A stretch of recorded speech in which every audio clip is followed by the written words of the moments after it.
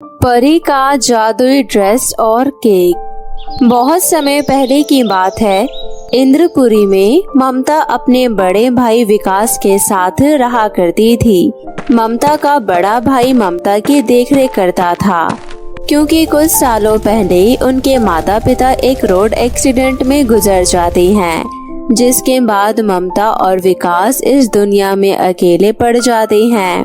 लेकिन विकास बड़े होने के नाते अपनी बहन की देखरेख करता है और उसे एक अच्छी जिंदगी देने की कोशिश करता है। विकास ममता का बड़ा भाई ही नहीं बल्कि माँ बाप बनकर ध्यान रखता है। ममता गांव के बहुत अच्छे स्कूल में पढ़ने जाया करती थी और वहीं उसका बड़ा भाई विकास गांव में मजदूरी करता और 4 पैसे कमाता। साथ ही साथ जब भी वो फ्री होता तो वो घरों में साफ सफाई का काम भी कर लिया करता।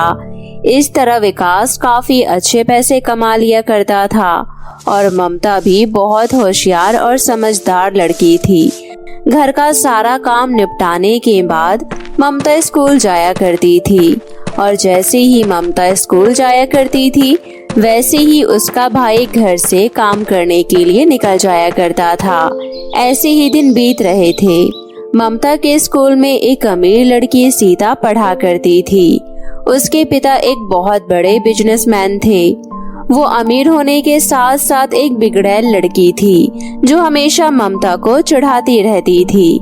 लेकिन ममता एक बहुत समझदार और होशियार लड़की थी। एक दिन की बात है जब क्लास में परीक्षा के रिजल्ट बताए जा रहे थे। उसी समय पूरी क्लास में ममता के लिए ताली बजाई गई और वहीं दूसरी तरफ उस अमीर लड़की सीता के लिए एक मजाक बनाया गया, जो मजाक सीता को बिल्कुल पसंद नहीं आया और साथ ही साथ टीचर ने सीता की डांट भी लगाई। सीता, क्लास में सभी को परेशान करने की जगह थोड़ा पढ़ भी लिया करो तो तुम्हारे नंबर अच्छे आ जाएंगे। जरा अपने आसपास देखो कितने सारे अच्छे बच्चे बैठते हैं और फिर ममता को ही देख लो। ममता के घर में ममता का भाई है जो काम पर चला जाता है। ममता घर के काम भी संभालती है और पढ़ाई में भी टॉप करती है। तुम्हें इससे कुछ सीखना चाहिए। ठीक है मैम, मैं आगे से कोशिश करूंगी, लेकिन ममता की तारीफ मेरे सामने मत क्या करो। मुझे ये लड़की बिल्कुल पसंद नहीं है। अच्छे लोगों को सब अच्छे लगते हैं और बुरे लोगों को सब बुरे। तो तुम देख लो, तुम्हें अगर ममता नहीं पसंद तो तुम भी अच्छी नहीं होगी, इसलिए तुम्हें वो अच्छी नहीं लगती।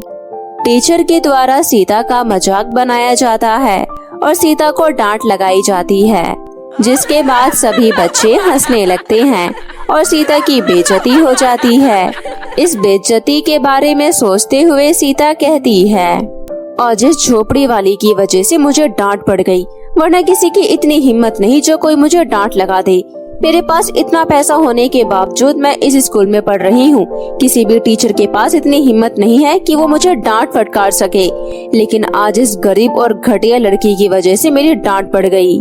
सीता अपनी बेइज्जती का बदला लेने के लिए सोच लेती है और अगले दिन जैसे ही सभी बच्चे स्कूल आते हैं वैसे ही सीता अपने सारे दोस्तों के साथ जल्दी स्कूल पहुंच जाती है और जैसे ही ममता स्कूल में एंट्री करती है तभी सीता उसके रास्ते में केले का छिलका गिरा देती है।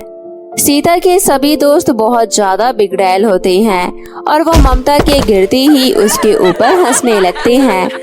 सीता, तुम्हें ऐसा तो नहीं करना चाहिए था ना। सुबह सुबह तुमने मेरे सारे कपड़े गंदे कर दिए। अब मैं कैसे इन गंदे कपड़ों में क्लास में बैठूंगी। तुमने मेरे साथ ये गलत किया। तुम्हें केले के छिलकों को डस्टबिन में फेंकना चाहिए था। यहाँ पर खड़े किसी भी बच्चे से पूछ सकती है, मैंने केले का छिलका नहीं फेंका। और रही बात तुम्हारे टीचर को शिकायत लगाने की, तो सोच लो अगर तुमने टीचर को शिकायत लगाई तो मैं तुम्हारा क्या हाल करूँगी। ममता किसी से कुछ नहीं कहती और चुपचाप क्लास की तरफ जाने लगती है। तभी सीता अपने दोस्तों से कहती है, इस गरीब नौकरानी की अकल ठिकाने लगानी पड़ेगी। अकड़ तो देखो, इसके 7वें आसमान को छू रही है, जैसे पता नहीं इसके पास कितना सारा पैसा होगा। अरे क्यों ना तुम अपने बर्थडे पार्टी में इसको बुलाओ और उसकी बेइज्जती करो और साथ ही साथ इसको बिना केक खिलाई अपने घर से भगा देना। सीता एक बहुत जिद्दी लड़की थी जिसे कोई कभी अच्छा नहीं सिखा सकता था। कुछ दिन बीत जाते हैं। और फिर वो दिन आ ही जाता है जब सीता का बर्थडे होता है। सीता क्लास में सभी बच्चों को इनवाइट करती है और कहती है, इतने महीनों से जिस दिन का इंतजार कर रही थी वो दिन आज आ ही गया। आज मेरा बर्थडे है और तुम सब मेरे घर मेरे बर्थडे पार्टी में जरूर आना, क्योंकि मेरे पिताजी आज बहुत बड़ा सेलिब्रेशन करने वाले हैं और साथ ही साथ अपनी कंपनी की एडवर्टाइजमेंट भी करने वाले हैं। तो उनके सभी अमीर दोस्त भी आएंगे और तुम्हें पता है मेरे पिताजी ने 5 मंजिल का केक मंगाया है। मैं चाहती हूँ तुम सब जरूर आओ और हाँ, खासकर इस गरीब को जरूर अपने साथ लेकर आना। याद रहे ममता, तो ढंग के कपड़े पहनकर ही मेरे घर आई हो। ठीक है सीता, मैं जरूर तुम्हारे बर्थडे में आऊंगी, लेकिन मेरे पास जैसे कपड़े हैं मैं उन्हीं कपड़ों में तुम्हारे घर आऊंगी। ममता के पास इतने फालतू पैसे नहीं थे जो वो गिफ्ट खरीद सके, इसलिए ममता घर में ही एक गिफ्ट कार्ड बना लेती है और उस पर 2 टॉफी लगा देती है। और शाम होते ही सभी बच्चे तैयार होकर सीता के घर पहुंचते हैं। वहीं ममता भी तैयार होकर सीता के घर पहुंचती है, लेकिन ममता की कटी फटी ड्रेस देखकर सीता को मौका मिल जाता है कि वो उसे बुरा भला कह सके। सुनो सुनो मेरे सभी दोस्तों, सुनो, देखो कौन आया है, हमारे क्लास के टॉपर। मुझे लगता है इसने इतनी बड़ी पार्टी कभी पहले देखी ही नहीं होगी, इसलिए इसका मुंह खुला का खुला रह गया। जरा इसके मुंह की तरफ तो देखो। कोई बात नहीं ममता, तुझे मैंने इनवाइट किया है तो मैं तुझे केक जरूर खिलाऊंगी, लेकिन जरा बीच में तो आ, मैं जरा तुझे सारे दोस्तों से तो मिला दूं। सीता ममता को पार्टी के बीचों बीच बुलाकर खड़ा कर देती है और फिर उसकी बहुत बेइज्जती करती है। पार्टी में मौजूद सभी लोगों से मेरा निवेदन है कि सभी मेरी तरफ ध्यान दे और देखे कि हमारी पार्टी में एक झुग्गी झोपड़ी में रहने वाली लड़की आई है। पता नहीं से किसने बुला दिया होगा, लेकिन ये मेरी दोस्त कभी नहीं हो सकती। हाँ, मैं जानती हूँ ये एक भिखारन जरूर हो सकती है जो मेरे पार्टी को देखकर इससे रहा नहीं गया होगा और ये मुंह उठाकर यहाँ पर आ गई। सीता, तुम मुझसे इतनी बुरी तरीके से कैसे बात कर सकती हो? तुमने मुझे अपने बर्थडे पार्टी में इनवाइट किया है, तभी मैं यहाँ पर आई हूँ, और ये देखो मैं तुम्हारे लिए गिफ्ट कार्ड भी लाई हूँ, लेकिन मुझे लगता है मेरी यहाँ पर कोई इज्जत नहीं, मैं यहाँ से जा रही हूँ। हाँ, मुझे पता है, तू जो ये सड़ा सा गिफ्ट कार्ड बनाकर लाई है इसे डस्टबिन में डाल दे, और हाँ, तुझे मैंने इनवाइट ही नहीं किया तो तू यहाँ से जा सकती है। ममता से अपनी बेइज्जती सही नहीं जाती और वो पार्टी को अधूरा छोड़कर वहाँ से भागी भागी अपने घर आ जाती है। आज से पहले ममता की इतनी बेइज्जती कभी किसी ने नहीं करी। ममता की आत्मा को बहुत ठेस पहुंचती है और वो अपने बर्थडे पार्टी का इंतजार करती है कि कब उसका बर्थडे आए और वो सभी दोस्तों को अपने बर्थडे पार्टी में इनवाइट करे और अपनी इज्जत को वापस से बचा सके। कुछ दिन बीतने के बाद ममता का बर्थडे आ जाता है और ममता अपने भाई से कहती है, भैया मेरी आपसे एक रिक्वेस्ट है। मेरी क्लास में एक अमीर लड़की है जिसने मुझे अपने बर्थडे में बुलाया था और उसने मेरी बेइज्जती करके मुझे वहाँ से भगाया था। मैं चाहती हूँ कि आज मेरा बर्थडे है तो मैं आज अपने सभी दोस्तों को अपने बर्थडे पार्टी में बुलाऊं और सभी को एक अच्छी पार्टी दूं ताकि मेरी इज्जत वापस से बनी रहे। तुम चिंता मत करो, तुम अपने सारे दोस्तों को बुला लो और मैं तुम्हारे लिए इतना अच्छा केक लाऊंगा कि सभी देखते रह जाएंगे। ममता खुश होकर अपने स्कूल चली जाती है और सभी बच्चों को अपने बर्थडे में आने के लिए इनवाइट करती है। तुम सभी को मेरे बर्थडे पर आना है। आशा मेरे भैया बहुत अच्छा केक लाएंगे, तुम सब देखते रह जाओगे। और हाँ सीता, तुम्हें तो मेरे बर्थडे में जरूर आना है ताकि मैं तुम्हें दिखा सकूं कि हम गरीबों का दिल कितना बड़ा होता है। मैंने तुम्हें माफ किया, तुमने मेरे साथ जो भी किया, लेकिन मैं तुम्हें दोस्त मानती हूँ, इसलिए मैं तुम्हें अपने बर्थडे में बुलाना चाहती हूँ। तो तुम मेरे बर्थडे में जरूर आना, मुझे आज शाम तुम्हारा इंतजार रहेगा। तेरा वो गरीब भाई जो पूरे गांव में मजदूरी करता फिरता है और घरों में झाड़ू पोछा करता है। जमाना तो देखो, बहन स्कूल में पढ़ रही है और भाई घर में झाड़ू पोछा कर रहा है। ममता का भाई शाम होते ही एक बड़ा सा केक लेकर आ रहा होता है कि तभी रास्ते में एक छोटा सा बच्चा साइकिल लेकर आ रहा होता है और उसे गलती से ठोक देता है, जिसके बाद वो इतना अच्छा केक रास्ते में गिर जाता है। ये सब देखकर ममता का भाई परेशान हो जाता है और कहता है, आज मेरी बहन का बर्थडे है और ये केक मैं कितनी मुश्किल से लेकर जा रहा था। अब मैं क्या करूं? ये केक तो यहाँ गिर गया। अब मैं अपनी बहन को कैसे वो सारी खुशियाँ दूंगा जो सभी माँ बाप अपने बच्चों को देते हैं। ममता का भाई परेशान होकर वहाँ बैठ जाता है और ये सारी बातें सोचने लगता है। लेकिन कुछ भी ठीक नहीं हो सकता था कि तभी जोरदार बारिश होने लगती है। हे भगवान, ये सब कुछ मेरे साथ ही होना लिखा था क्या? मेरी बहन घर पर इंतजार कर रही होगी। पहले केक गिर गया, अब बारिश हो रही है। मैं क्या करूं? कैसे अपनी बहन को खुश करूं? वो तो मेरा इंतजार कर रही होगी और अगर मैं बिना केक लेकर अपने घर गया तो वो मुझसे नाराज हो जाएगी और साथ ही साथ उसकी बेइज्जती भी होगी। ममता का भाई रास्ते में बैठकर रो रहा होता है और तभी वहाँ से एक परी गुजर रही होती है। परी रास्ते में गिरा हुआ केक देखकर आ रही होती है और साथ ही साथ इतनी जोरदार बारिश में उस लड़के को बैठा देखकर उससे कहती है, तुम परेशान क्यों हो और यहाँ बैठे बैठे क्यों रो रहे हो?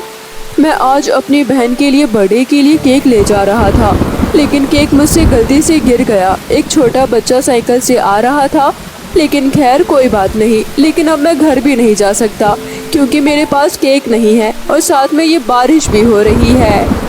कोई बात नहीं, चिंता मत करो, मैं एक जादुई परी हूँ। मैं तुम्हारी मदद करना चाहती हूँ। मैंने तुम्हें इस गांव में बहुत मेहनत करते हुए देखा है और आज जब तुम अपनी बहन को खुश करना चाहते हो तो तुम परेशान बैठे हो। मुझसे ये सब देखा नहीं गया और मैं हर परेशान और ज़रूरतमंद लोगों की मदद करती हूँ, तो आज मैं तुम्हारी मदद करना चाहती हूँ। ये लो, मैं तुम्हें एक बहुत बड़ा केक और एक अच्छी सी ड्रेस देती हूँ।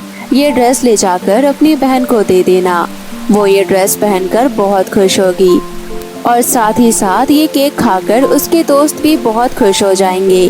और हाँ, मैं तुम्हें बता दूं कि ये कोई मामूली ड्रेस नहीं है, ये एक जादुई ड्रेस है। इस ड्रेस से तुम जो चाहे वो मांग सकते हो। इस ड्रेस से तुम घर, पैसा, गाड़ी, बंगला कुछ भी मांग सकते हो।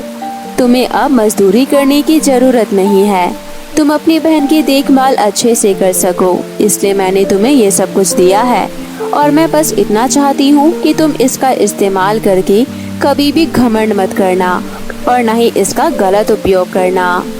ममता का भाई परी का धन्यवाद करता है और वो केक और ड्रेस लेकर घर पर पहुंच जाता है और अपनी बहन को अच्छी सी ड्रेस देकर तैयार होने को कहता है। उसकी बहन भी तैयार होकर बाहर आ जाती है और जैसे ही बाहर आती है तो वो इतना सुंदर केक देखकर कहती है, वाओ मेरे प्यारे भैया, आपने तो इतना अच्छा केक लाकर मुझे खुश कर दिया। काश आज हमारे माता पिता हमारे पास होते तो कितना अच्छा लगता, हम सब मिलकर सेलिब्रेट करते। लेकिन कोई बात नहीं, वो भी आसमान से हमें देख रहे होंगे। अब तुम सारे दोस्तों को यहाँ पर बुला लो और केक कटिंग करो। ममता के सारे दोस्त आ जाते हैं और उनमें से एक सीता भी वहाँ खड़ी होती है। सीता अपने घमंड में चूर इतना अच्छा केक देखकर चिढ़ जाती है। तेरे भाई की तो इतनी औकात नहीं जो कि वो इतना अच्छा केक ला सके। लगता है ये केक चोरी करके लाया है। मेरा भाई और मैं गरीब है तो क्या हुआ, इसका मतलब ये नहीं कि हम चोरी करके अपने घर को चला रहे हैं। तुम्हें पता भी है कि मेरे भैया कितनी मेहनत से पैसा कमाते हैं।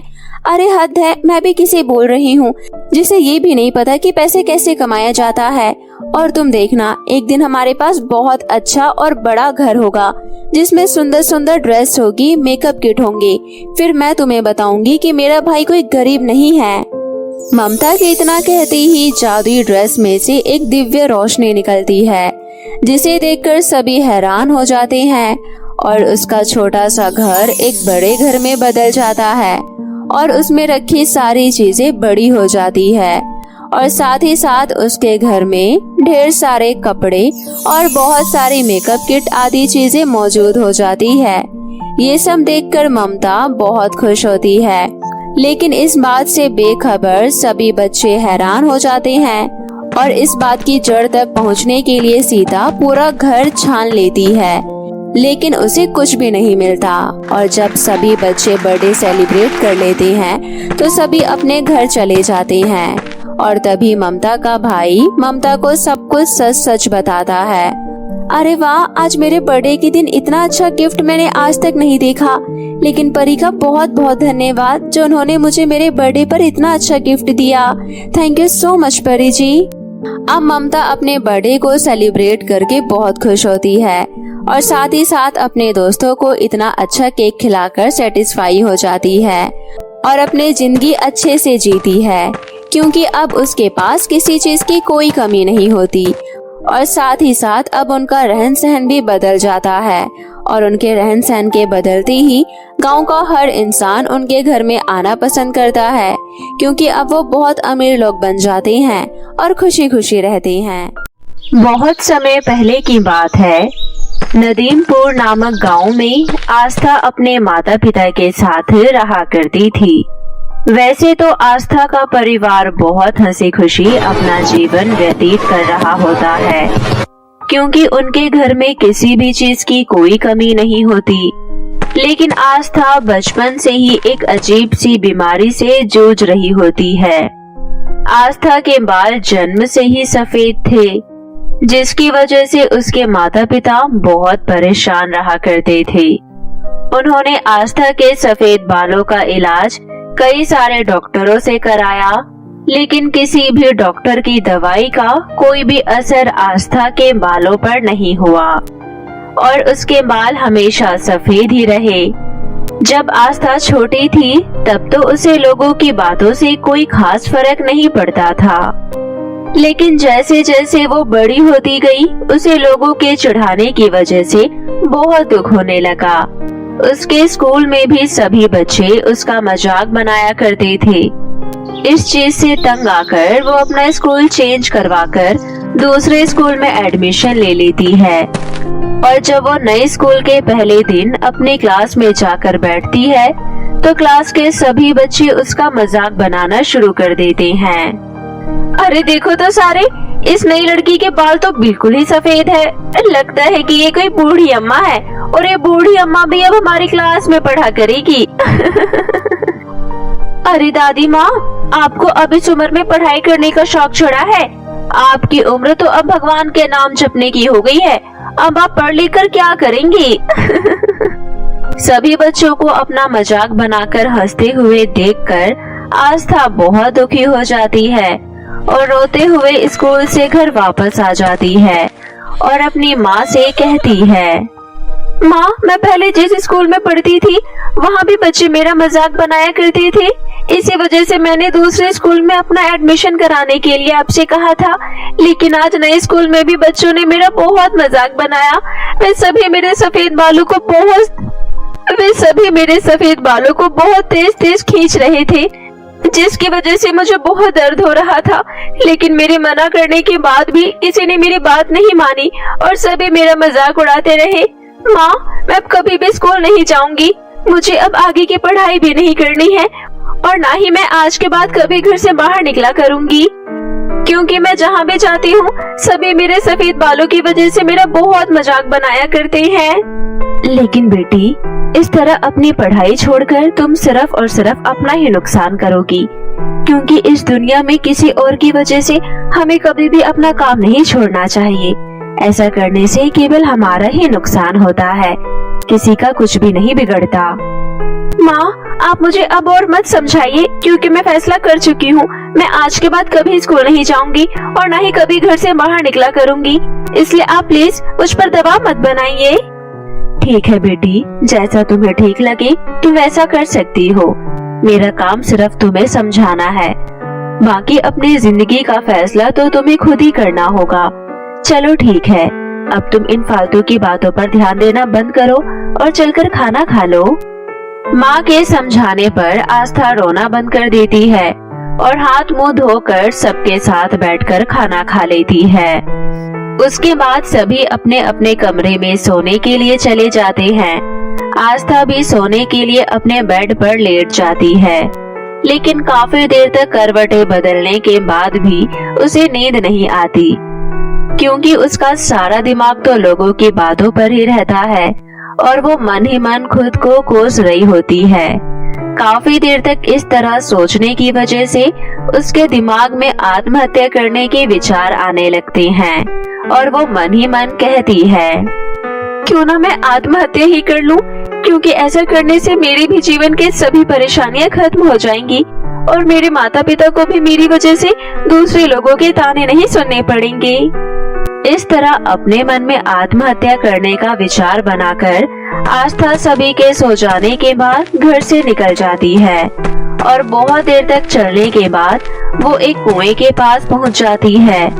लेकिन जैसे ही वो आत्महत्या करने के इरादे से कुएं में छलांग लगाती है, तुरंत ही एक जादुई परी उसे अपनी गोद में उठाकर कुएं से बाहर ले आती है और उससे पूछती है, क्या हुआ बेटी, तुम इस तरह कुएं में छलांग लगाकर अपनी जान क्यों देना चाहती थी? तुम्हारे जीवन में आखिर ऐसी कौन सी परेशानी है जिसकी वजह से तुमने इतनी कम उम्र में आत्महत्या करने का फैसला कर लिया? मुझे बताओ, मैं तुम्हारी समस्या का समाधान तुम्हें जरूर दूंगी। परी के पूछने पर आस्था रोते हुए अपनी सारी समस्या परी को बता देती है। उसकी समस्या को सुनकर परी उससे कहती है, बेटी, तुम इस तरह निराश मत रहो, मैं तुम्हें अभी बिल्कुल ठीक कर देती हूँ। मेरे जादू से तुम्हारे ये सफेद बाल हमेशा हमेशा के लिए गायब हो जाएंगे और तुम्हारे सर पर बहुत ही खूबसूरत काले लंबे और जादुई बाल आ जाएंगे। और ये बाल ना तुम्हें केवल औरों से खूबसूरत बनाएंगे, बल्कि अपने जादू से तुम्हारे जीवन की सारी समस्याओं को भी खत्म कर देंगे। तुम अपने जादुई बालों को हाथ में पकड़कर जो भी चीज मांगोगी, ये जादुई बाल तुरंत ही तुम्हें वो चीज लाकर दे दिया करेगी। इतना कहकर परी अपनी जादुई छड़ी घुमाकर जादू कर देती है और आस्था के सारे सफेद बाल गायब हो जाते हैं और उसके सर पर बहुत ही लंबे काले घने सुंदर और जादुई बाल आ जाते हैं। उसके बाद आस्था परी को धन्यवाद कहती है और फिर परी वहाँ से गायब हो जाती है। फिर आस्था वापस अपने घर आ जाती है और सुबह अपने माता पिता को सारी बात बताती है। उसके माता पिता अपनी बेटी की समस्या को खत्म हुआ देखकर बहुत ही खुश हो जाते हैं। उसके बाद आस्था फिर से अपनी पढ़ाई भी शुरू कर देती है और अपने जादुई बालों की मदद से अपने और अपने परिवार के साथ साथ और खुशी खुशी अपना जीवन व्यतीत करने लगती है।